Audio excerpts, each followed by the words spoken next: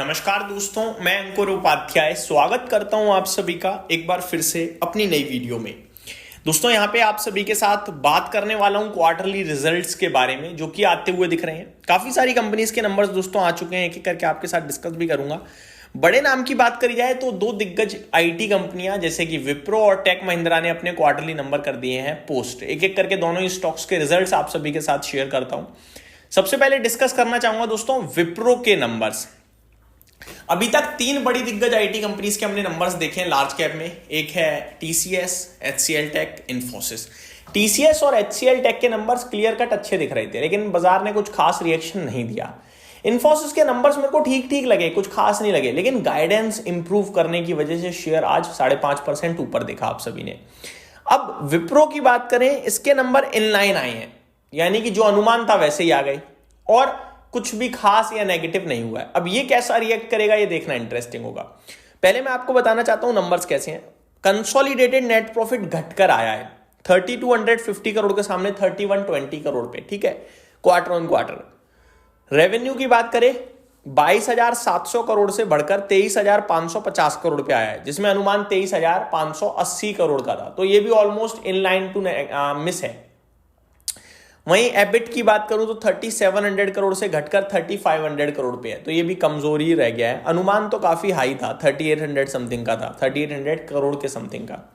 EBIT margin 16.28% से घटकर 14.83% पे आए हैं, तो ये भी अनुमान से कमजोरी रह गए हैं। तो कहने वाली बात यह कि विप्रो के नंबर्स कुछ कमाल करते हुए दिख नहीं रहे हैं, लेकिन बाजार हो सकता है इसे भी ज्यादा ना तोड़े, क्योंकि एक तो अनुमान से कुछ ज्यादा खराब नहीं है, लेकिन गाइडेंस यहां भी ठीक ठीक ही दे दिया कंपनी ने। पहले मैं आपको बताना चाहूंगा 6 रुपए प्रति शेयर का तो कंपनी ने डिविडेंड अनाउंस करा है, ये एक पॉजिटिव चीज है, ठीक है जी। आगे मैं आप सभी के साथ बात करूं, कुछ और कंपनी ने अगर कहा है, we expect revenue from our IT services business segment to be in the range of $2635 million to $2688 million. This translate to sequential guidance of 0% to 2% in constant currency terms, Wipro said in a press release. तो 0 से 2% की growth की बात कर रहे हैं, जो कि मेरे को लगता है ज्यादा अच्छी नहीं है, तो मैं इसके नंबर से डिसअपॉइंट हूं टोटली, मेरे को लगता है।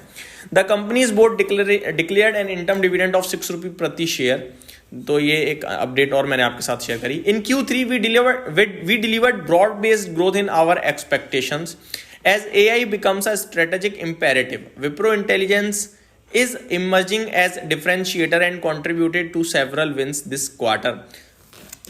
तो ठीक है, अब AI से रिलेटेड कंपनियां काम करने लगी हैं, बिजनेसेस आने लगा है, लेकिन ओवरऑल देखा जाए तो विप्रो के नंबर कोई खास नहीं लगे दोस्तों, स्लाइटली लगे मेरे को तो नेगेटिव साइड पे ही। 267 का शेयर का भाव है, एक बार टेक्निकली देख लेते हैं कैसा दिखता है। 0.3% आज ऊपर जरूर बंद हुआ है, वैसे तो हमें शाम को जब एडीआर रिएक्ट करेगा तो समझ में आ जाएगा, लेकिन मेरा मानना यह है कि स्टॉक अगर किसी के पास है तो एग्जैक्टली 260 रुपीज का इसमें बड़ा स्टॉप लॉस निकल के आ रहा है। थोड़ा और आप डीप चले जाओगे तो 257 का रख सकते हो, वो सपोर्ट भी है, मल्टीपल टाइम सपोर्ट लिया है वहां से और ऊपर भी आया वहां से। अगर वो ब्रेक हो गया तो फिर मेरे को लगता है स्टॉक 245-40 के आसपास तक जा सकता है। अदरवाइज ये स्टॉक अभी एक रेंज में फंसा हुआ है। टेक्निकली लॉन्ग टर्म के हिसाब से तो अच्छा दिख रहा है, बट नंबर सोचने कोई खास मजेदार लगे नहीं मुझे। बढ़ते हैं आगे दोस्तों दूसरे स्टॉक की तरफ। दूसरा स्टॉक है टेक महिंद्रा। टेक महिंद्रा के कैसे नंबर्स रहे हैं चलिए समझते हैं एक बार एक एक करके डिटेल्स टेक महिंद्रा के रिजल्ट्स की। अगर टेक महिंद्रा के रिजल्ट्स की बात करी जाए दोस्तों, तो सबसे पहले कंपनी ने जो प्रॉफिट पोस्ट करा है वो 1195 करोड़ के सामने 1122 करोड़ पोस्ट करा है, और अनुमान 1385 करोड़ का था, तो मिसेस एस्टीमेट है। बट अगर आप रेवेन्यू की बात करें तो ये अनुमान से बेटर है। हो सकता है मुनाफा इनका भी लेबर कॉस्ट एडजस्टमेंट हो, ठीक है। तो मैं टेक महिंद्रा को भी 50-50 रखूंगा, क्योंकि डिटेल में आप अभी पढ़ी नहीं है। अगर डिटेल मेरे को मिल जाए यहाँ पे कोई लिखी हुई तो ज्यादा अच्छा रहेगा, एक बार चेक कर लेता हूं मैं। बाकी ओवरऑल रेवेन्यू अनुमान से मच बेटर है, और अगर मैं मुनाफे की बात करूंगा वो अनुमान से कम है। देखते हैं एक बार यहाँ पे कुछ रिपोर्ट जो है। IT firm Tech Mahindra on January 16 reported a 14.1% year-on-year rise in consolidated net profit at rupees 1122 crore for the quarter ended December 31st. Aided by strong margin expansion, revenue from operations rose 8.3% to 14,393 crore with compared 13,286 crore. तो overall देखा जाए तो revenue बढ़कर आया है, मुनाफा भी बढ़ा है, लेकिन साल दर साल क्वार्टर ऑन क्वार्टर मुनाफा घटकर आया है। Operating performance improved sharply, EBIT climbing 40.1% to ₹1892 crore, while EBIT margin expanded 13.1%। तो देखा जाए ओवरऑल कंपनी ने साल दर साल बहुत ही अच्छी परफॉर्मेंस दी है, लेकिन क्वार्टर ऑन क्वार्टर कंपनी की परफॉर्मेंस रही है थोड़ी सी खराब। अब देखने वैसे आईटी कंपनीज को ज्यादातर ना क्वार्टर ऑन क्वार्टर देखा जाता है, वाई वाई आधार पे नहीं देखा जाता है। ओवरऑल मेरा मानना है कि थोड़ा और डिटेल आएंगे तो ज्यादा अच्छा रहेगा।